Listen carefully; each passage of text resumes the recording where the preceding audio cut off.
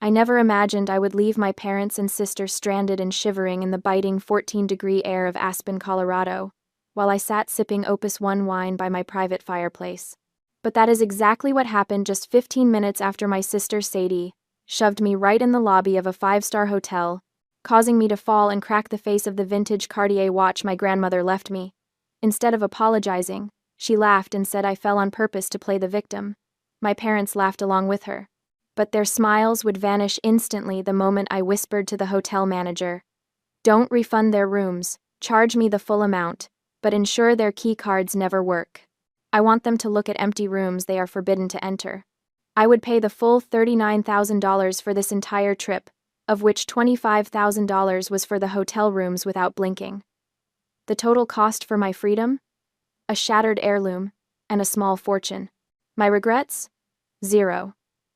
To understand how I ended up there, watching my family shivering in the cold, I must recount what happened before. I am Grace Holloway. To the public, I am the owner of Holloway Design Group, an architect who just closed a multi-million-dollar contract. But to my family, I am simply the bank. The only reason I have supported them for the past 10 years lies in a promise to my grandmother before she died of cancer. She held my hand, fastened her vintage Cartier tank watch onto my wrist, and instructed, "Grace, you are the strongest one. Promise me you will keep this family from falling apart, at least until your parents are old." Because of that promise, I paid for Sadie's car lease, paid off my parents' debts, and let them live rent-free in the apartment I own. I wore that watch every day as a reminder of my responsibility. The weight of it on my wrist was constant, familiar, grounding. The blued steel hands moved forward relentlessly, marking time I could never get back, hours spent working late to fund a family that saw me as nothing more than a convenient ATM. For my parents' 35th wedding anniversary, I covered the entire $39,000 cost for a trip to Aspen.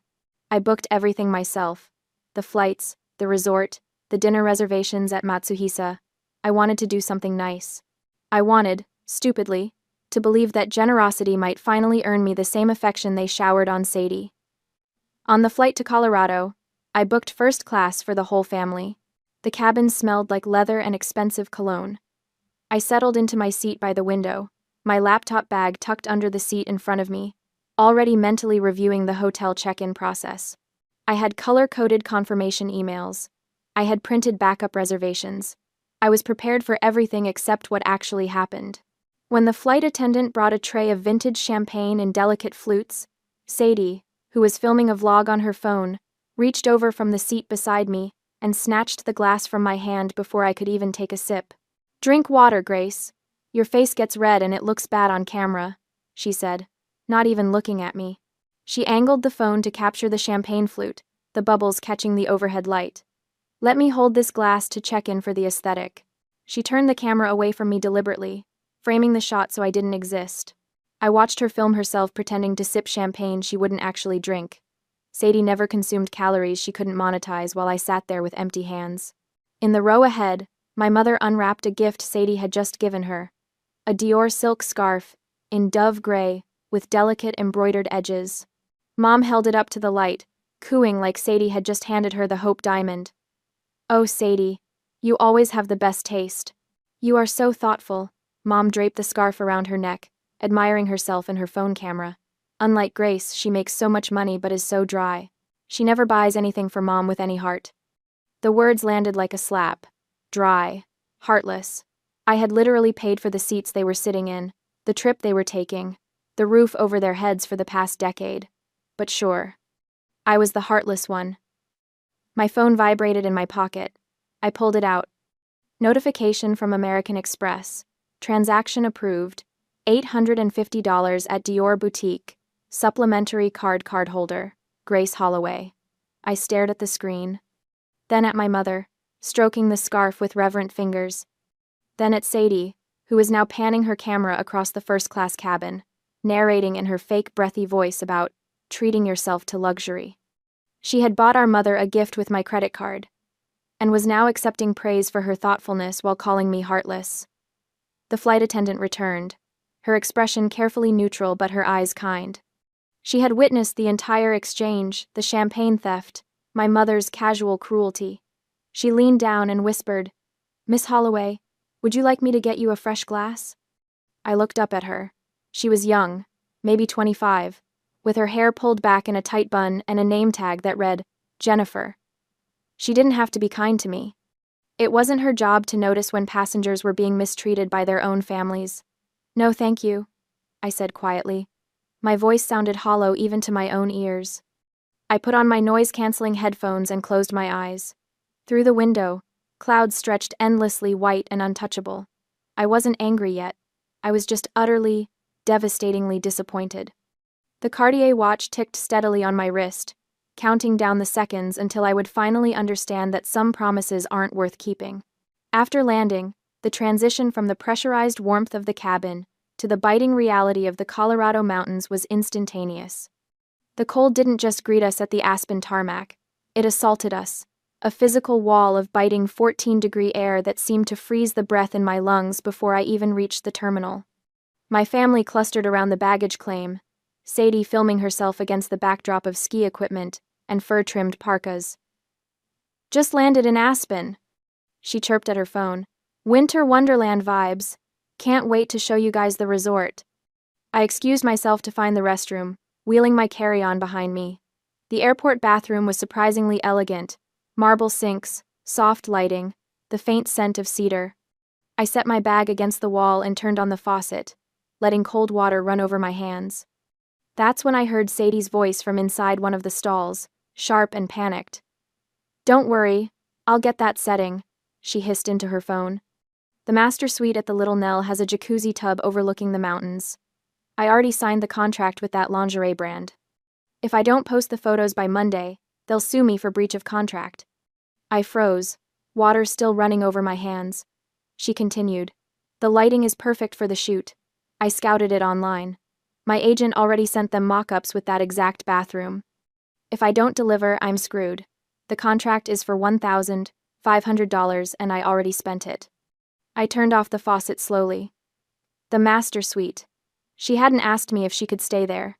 She simply assumed no. She had already planned that the best room would belong to her. She had signed contracts, made promises to sponsors, built an entire business plan around a room I was paying for, in a trip I had organized, without once considering that I might want something for myself. I dried my hands carefully, watching my reflection in the mirror. My face looked tired. I looked like someone who had been running on empty for years and was only just now noticing.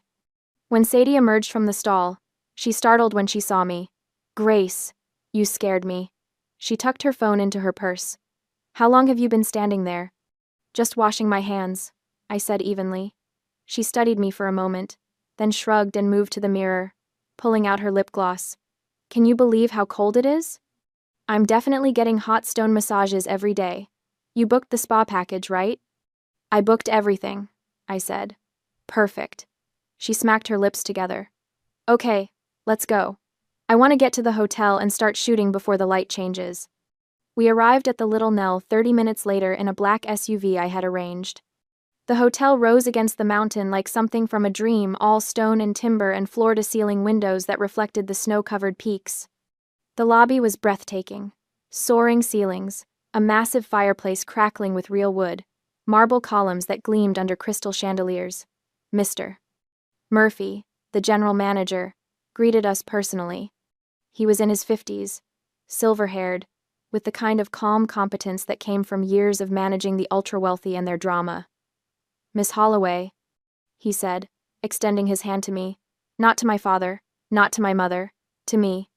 Because he had done his research and knew exactly who was paying the bill. "Welcome to the Little Nell. We have your rooms ready." He gestured to the front desk, where 4 key cards waited in small paper sleeves, each embossed with the hotel logo. Sadie lunged forward immediately, her hand shooting out to grab the card labeled Master Suite. I caught her wrist. "No, Sadie." She looked at me like I had just spoken in a foreign language. "What?" "You didn't pay for this trip," I said, my voice low and level. "The master suite is mine. You can take one of the deluxe rooms downstairs." Her face transformed. The Instagram smile vanished, replaced by something ugly and desperate. "Don't be so selfish. You don't even take photos. I need that room." "That's not my problem." "Give it here." She lunged at me, grabbing the strap of my Bottega Veneta bag where I had tucked the keycards for safekeeping. I held the bag tight instinctively, pulling back. Sadie, stop. We struggled for a moment, right there in the middle of the lobby. Her perfectly manicured nails dug into the leather. My shoulder wrenched as she yanked harder.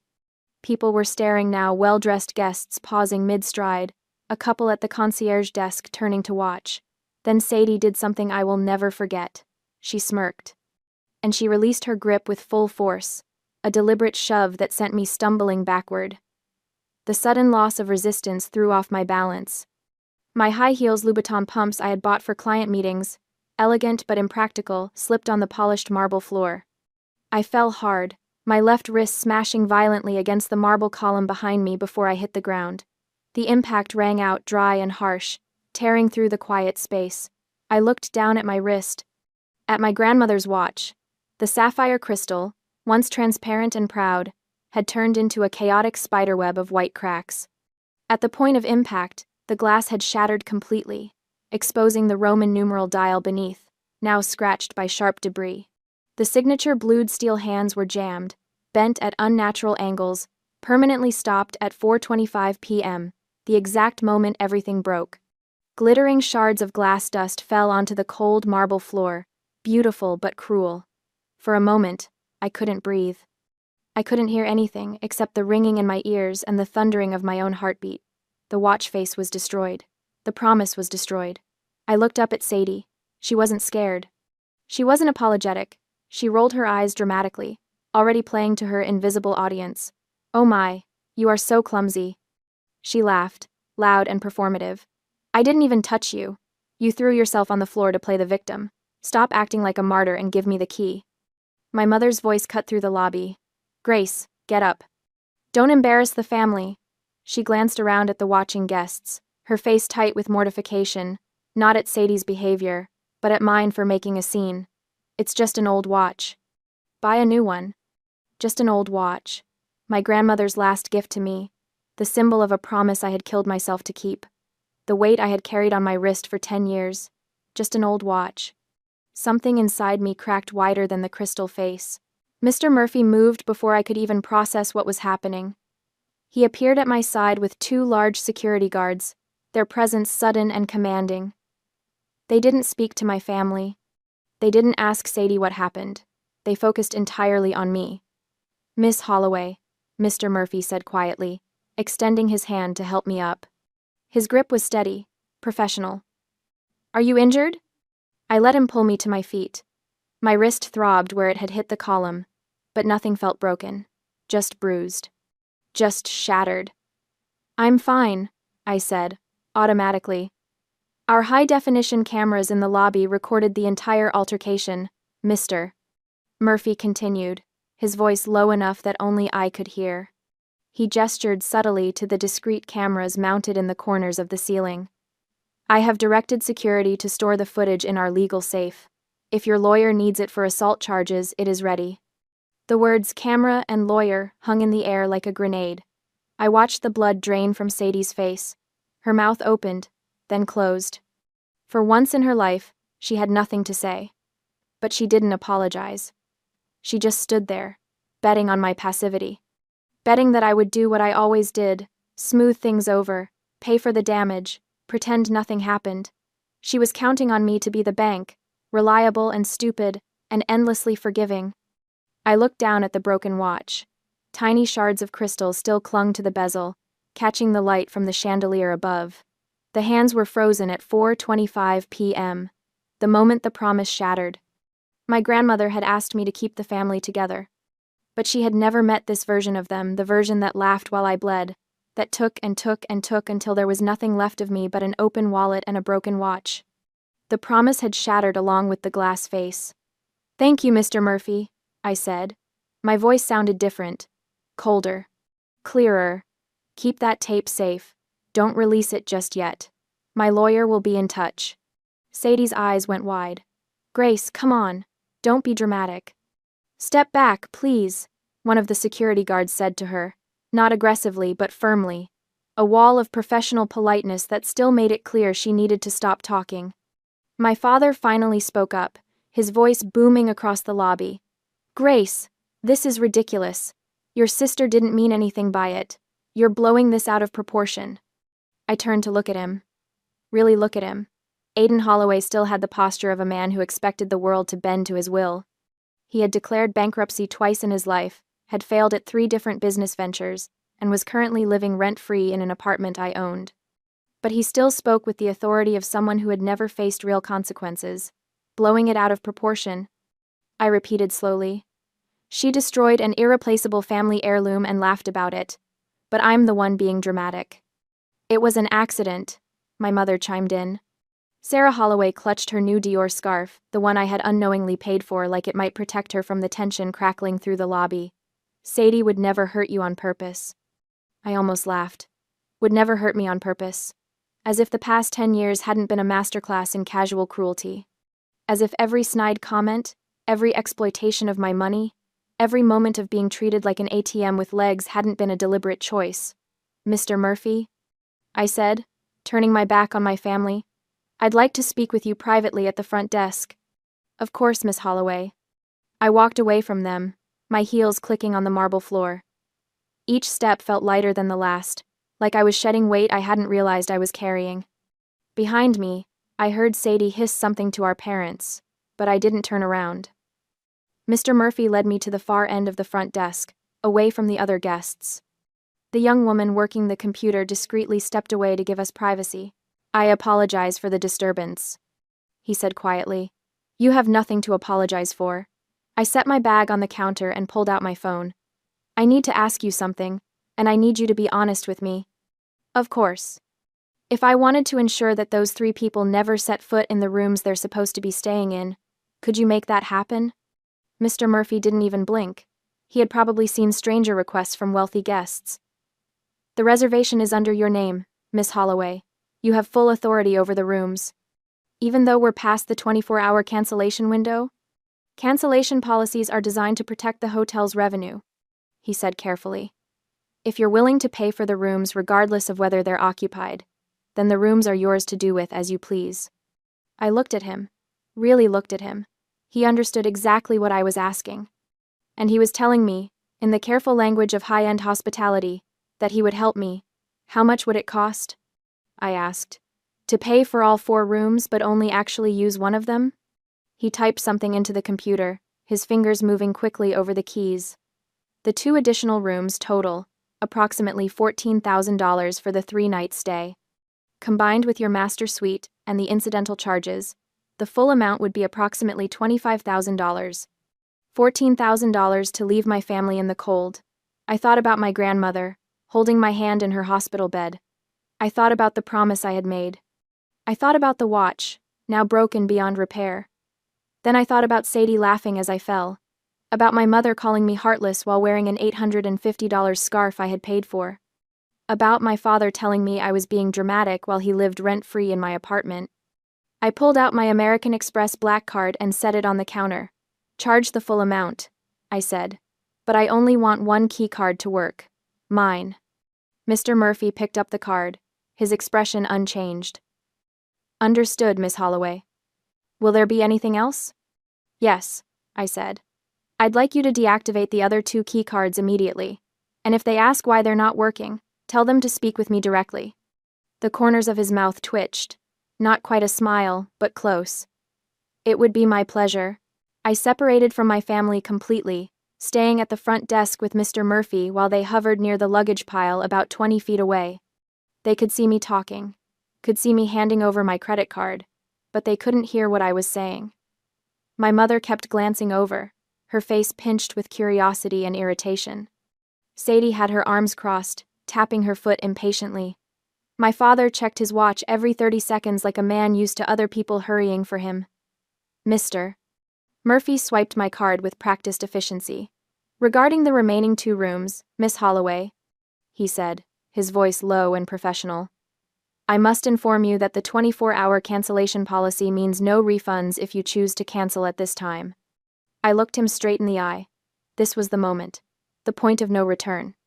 "Mr. Murphy, you misunderstand. I don't want a refund." I watched his expression carefully. He didn't flinch, didn't show surprise. He simply waited for me to continue. Please charge the full $25,000 to my American Express Black Card. I am happy to pay that amount. He remained perfectly calm, absorbing the information that I would pay for 2 rooms no one would sleep in. Perhaps he had worked here long enough to understand how the wealthy use money not just to buy things, but to buy outcomes. Control, distance, freedom. I am paying for privacy, I continued, keeping my voice steady and clear. I want those 2 rooms to remain empty. Please deactivate their room key cards immediately. Do not let anyone, especially those 3 over there, enter them. I am paying $14,000 just to know those rooms are empty and they are locked out. Do you understand? Mr. Murphy paused for exactly 3 seconds. Then he nodded with professional respect, the kind reserved for clients who knew exactly what they wanted and had the means to make it happen. Understood, Miss Holloway. The rooms are paid for and sealed. No one will enter. He processed the transaction with smooth efficiency. I watched the numbers flash on the screen. $25,000. Charged, approved, done. He handed me back my card along with a single key card in a paper sleeve. Your master suite is on the 5th floor, room 512. The elevator is to your left. Is there anything else I can assist you with? Actually, yes. I tucked the key card into my bag. When they try to use their key cards and realize they don't work, I imagine they'll come back here demanding answers. What will you tell them? His expression didn't change. I will inform them that there was an issue with their reservation, and direct them to speak with you, as you are the primary account holder. Perfect. I turned and walked toward the elevator where my family was already waiting with their luggage. They had clearly decided to go up without me, probably still assuming I was just handling some minor billing issue. Sadie was frantically swiping her keycard against the elevator reader. The light flashed red. She swiped again. Red. Again. Red. This stupid elevator is broken. She snapped, smacking the reader with her card. My mother tried her card. Red light. My father tried his. Red light. I walked over calmly, my heels clicking on the marble. They all turned to look at me. The elevator's not broken, Sadie said irritably. Our cards aren't working. Must be defective. Go tell them to make new ones. I pulled out my key card, swiped it against the reader. Beep, green light. The elevator doors slid open with a soft chime. I stepped inside alone and turned to face them. They stood there in the lobby, surrounded by their luggage, confusion starting to shift into suspicion on their faces. It's not broken, I said calmly. I just deactivated everyone's keys. The doors began to close. For a moment, they just stared at me through the shrinking gap in the elevator doors. Then reality hit. My father's face turned purple. He lunged forward, trying to wedge his hand between the closing doors, but he was too slow. The elevator sealed shut with a definitive click. I pressed the button for the 5th floor and watched the numbers climb. 1, 2, 3. My heart was pounding, but not with fear, with something else. Something that felt dangerously close to exhilaration. The elevator dinged. 5th floor. I stepped out into a quiet hallway, plush carpet muffling my footsteps. Room 512 was at the end of the corridor. I unlocked the door and stepped inside. The master suite was spectacular. Floor-to-ceiling windows overlooking the snow-covered mountains, a king bed with crisp white linens, a sitting area with a fireplace already crackling. And yes, a jacuzzi tub in the bathroom, with a view that probably cost more per night than most people's rent. I set my bag down and walked to the window. Outside, snow fell in soft, lazy flakes. Skiers dotted the slopes in the distance, tiny figures carving through powder. My phone started ringing immediately. I pulled it out. 17 missed calls, texts flooding in. Mom, where are you? Dad, this is unacceptable. Come down here right now. Sadie, are you stupid kidding me, Grace? This isn't funny. Sadie, I have a contract, I need that room. Mom, your father is talking to the manager. You can't do this to us. I muted the notifications and opened my banking app instead. American Express had a feature that let me manage supplementary cards. I pulled up the account. 2 supplementary cards were listed. Aiden Holloway, Sarah Holloway, Sadie Holloway. I selected all 3. Clicked, deactivate card. A warning popped up. Are you sure? This action will immediately cancel all purchasing power for these cardholders. I clicked, confirm. Transaction processed. Cards deactivated. My phone immediately started ringing again. I ignored it and called my lawyer instead. Richard answered on the second ring. Grace? Aren't you supposed to be on vacation? I need you to file a notice of termination of tenancy for the Chicago apartment. First thing Monday morning. Silence on the other end. Then, the apartment your parents are living in? Yes. 30-day notice. Exactly as the lease allows. I want it in writing, certified mail, the whole thing. May I ask what happened? My sister destroyed my grandmother's watch and laughed about it. My parents took her side. I'm done, Richard. File the paperwork. Consider it done. Anything else? Yes. Can you put the apartment on the market? I want it listed as soon as they're out. I'll have it listed within the hour of their departure. Grace. Are you sure about this? I looked around the master suite. At the fireplace. At the view. At the bottle of Opus One the hotel had left as a welcome gift. I've never been more sure of anything in my life. Understood. I'll handle it. I hung up and poured myself a glass of wine. The Opus One was smooth and rich, tasting like it cost exactly what it did. I sat down in the leather chair by the fireplace and finally let myself breathe. My phone buzzed. A call this time, not a text. Sadie. I answered and put it on speaker. Grace. Her voice was shrill, panicked. What on earth is going on? Our cards aren't working. I know, I said calmly, taking another sip of wine. I deactivated them about 10 minutes ago. You can't do that. Actually, I can. They're supplementary cards on my account. I can activate or deactivate them whenever I want. But I need... She was sputtering now, her influencer polish completely gone. I have expenses. I have bills. Then I suggest you pay them with your own money. I don't have money. You know that. That sounds like a personal problem, Sadie. My mother's voice came through the phone, shrill and desperate. Grace Elizabeth Holloway, you stop this right now. Your father and I need those cards. How are we supposed to eat? The same way everyone else does, with money you earned. We're your parents, my father roared.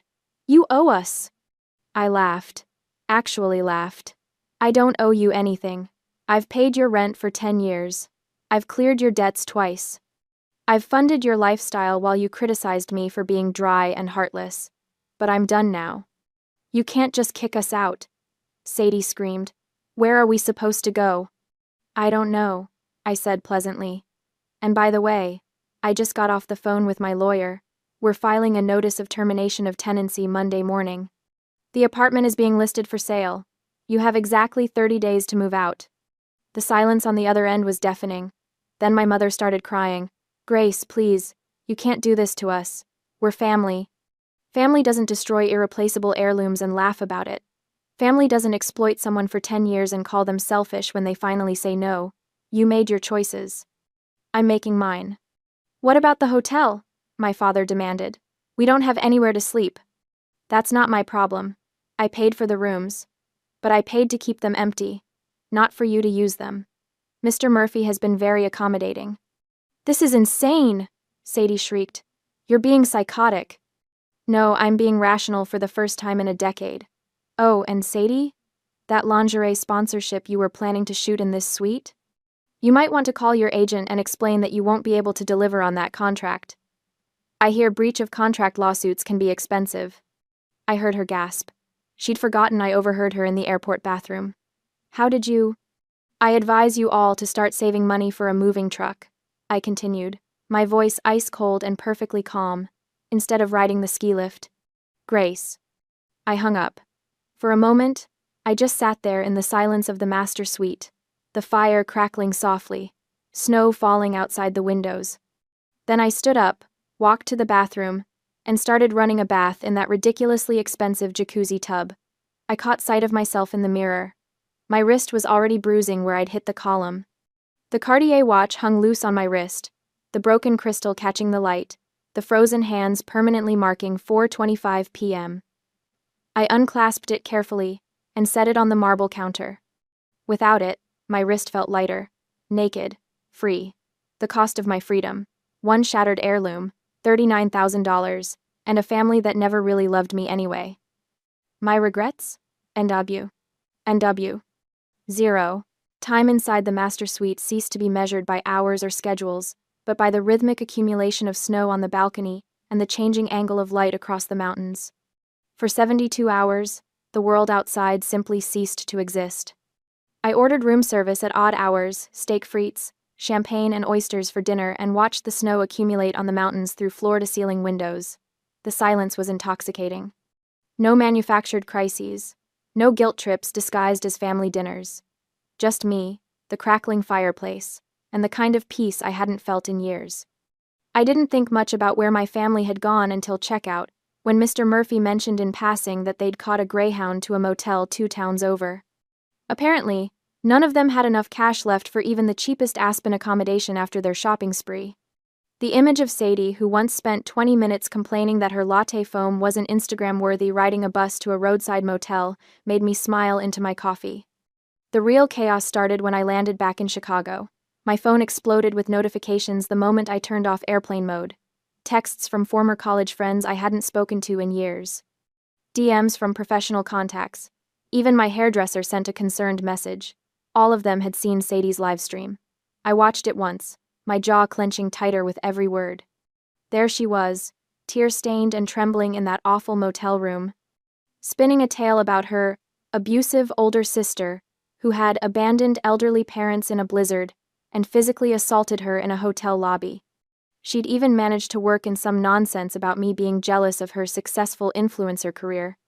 The comments were vicious, strangers calling me a monster, demanding I be cancelled.